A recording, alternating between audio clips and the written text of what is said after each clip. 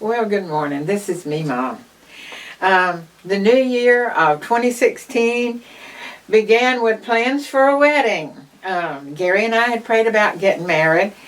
We knew that he had heart issues, but he was enjoying life, getting along real good. And he really had no one to take care of him but me. And I felt impressed that God would be with us if we did decide to get married. And so we felt like that we were supposed to do this because we were both alone. And we needed each other, and we could go and do some of the things that we enjoyed and would need to fit into somebody else's schedule.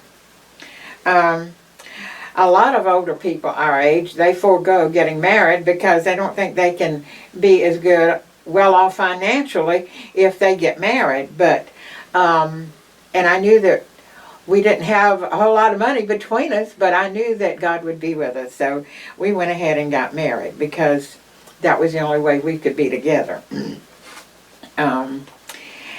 My second knee surgery that I had planned was in December of 2015, and I thought that by February the 14th, the day that we got married, that I would be pain-free and walking good. Well, when February the 14th came, I was walking, but I was walking with a lot of pain, but we got married anyway. And when you're planning a wedding, when you're 81 instead of 18, there's a whole lot of difference. And we didn't want a church wedding, and we didn't need any presents.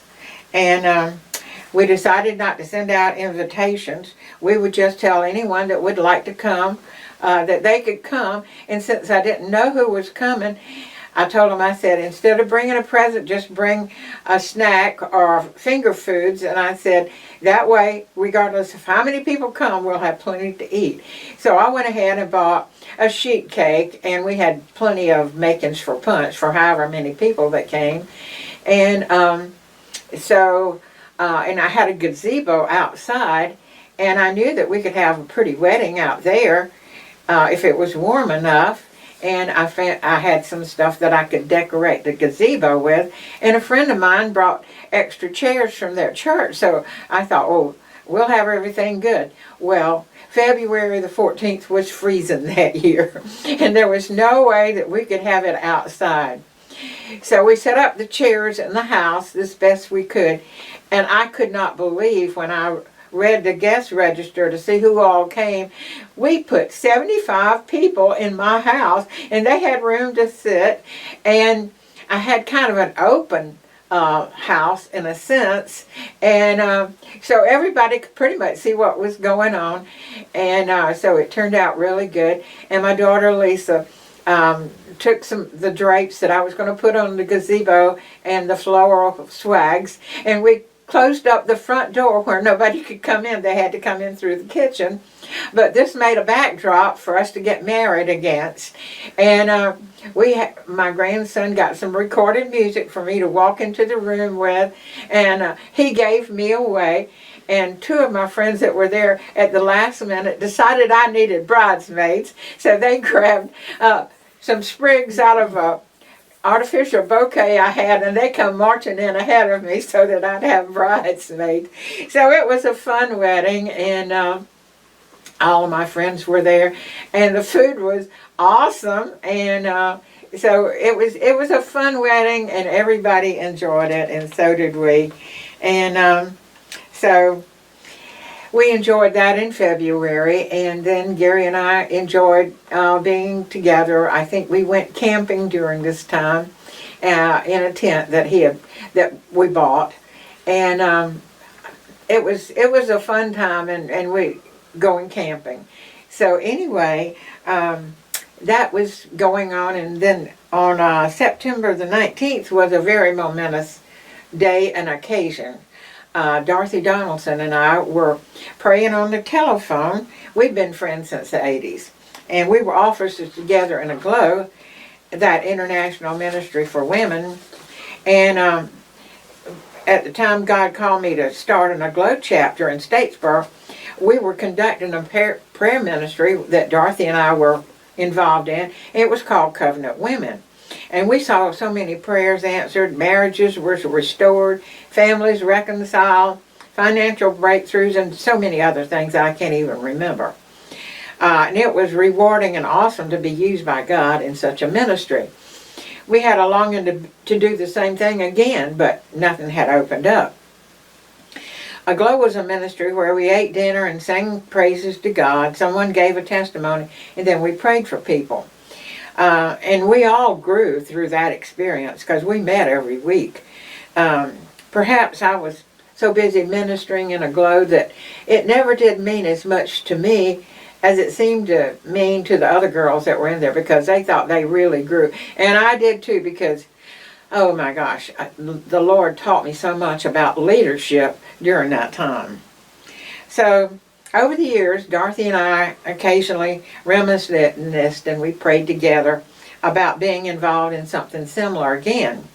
But nothing had ever happened. So this particular day in October, we were praying again, that same familiar prayer, and all of a sudden, the thoughts came pouring into my mind of what we were to do. I cannot explain it to her. It was like a dam had broke. I knew everything I was supposed to do. It was unbelievable. It had to have come from God, because I am not that good. And honey, I'm going to tell you, these thoughts, they were good. I was unbelievable. I can't even explain it to you now. It's so unbelievable. But then he showed me that it was scripturally based. He showed me that there was such a great need for it, that he had prepared me for just such a time as this. And Gary encouraged me by telling me that he felt this is what God had called me to do. And so the following day, I called Dorothy to tell her that God had just directed me to read Isaiah 61, 1 through 3. And this is what it said. The Spirit of the Lord is upon me, because the Lord has anointed me to preach good tidings to the poor. He has sent me to heal the brokenhearted, to proclaim liberty to the captives, and the opening of the prison to those who are bound, to proclaim the acceptable year of the Lord and the day of vengeance of our God, to comfort all who mourn, to console those who mourn in Zion, and to give them beauty for ashes, the oil of joy for mourning, the garment of praise for the spirit of heaviness, that they may be called trees of righteousness, the planting of the Lord, that he may be glorified. And I knew that Jesus had told us the things that he was called to do were the things that he had called us to do. So I was really excited to call Dorothy and tell her I just read Isaiah 61 and God had spoke this to her. She says, Betty, you're not going to believe this. She says, I just read the same thing this morning. So we knew that God had confirmed to both of us that this was what we were to do. And I knew that every idea had come from him. And just to give you an idea of what I'm trying to tell you, I knew that I was to be the president and Dorothy was to be the vice president. And 3 days later, we were at a Christian meeting, and there was an ordained minister there, and he felt led to pray over us and set us apart for the ministry. So we felt like that we had been commissioned by God to do it through him. And by this time I knew a lot of people in a lot of different churches, and so I sent an email out to everybody that I had contact with that I thought might be interested, and told them that God was raising up a ministry, and if they felt like that they would like to be a part, to meet at my house. So the first day that we had the meeting was on a Saturday, and I think I had 12, 16 people show up. I don't remember right now. And I knew that God told me that a lot of people are not used in the church. And they have a lot of talents they've never been able to use for God because the door never opened for them. And so God told me, I want you to give them an opportunity to use their talents for me. You're not to ask anybody to do anything. They're supposed to see a need and know that they could fulfill the need, and they wanted to fulfill the need. And that's what I did. What an awesome thing to have somebody called by God to do what they know that they can do. And I knew, he told me, he says, tell them what you want and how you think it should be done.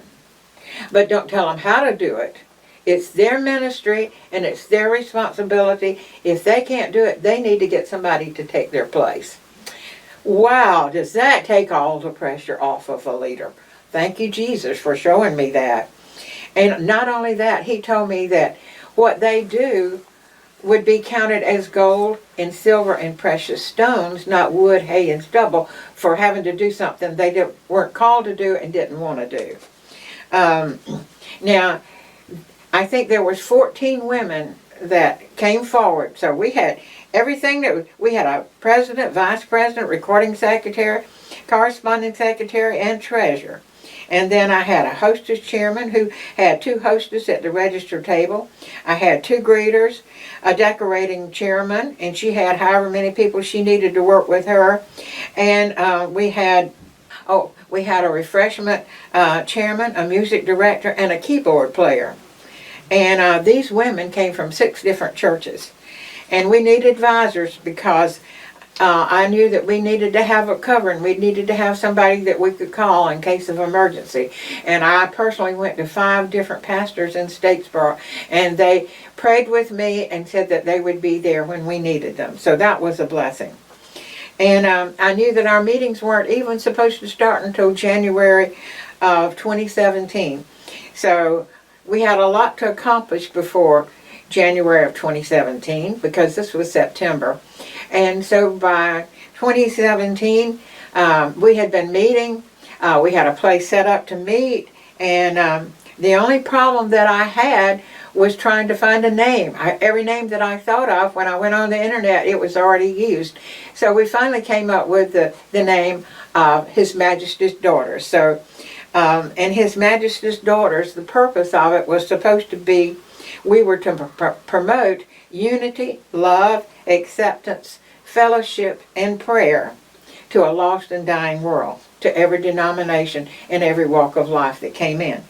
So we entered 2017 with a lot of expectancy and high hopes and see what God would do. Thank you for listening.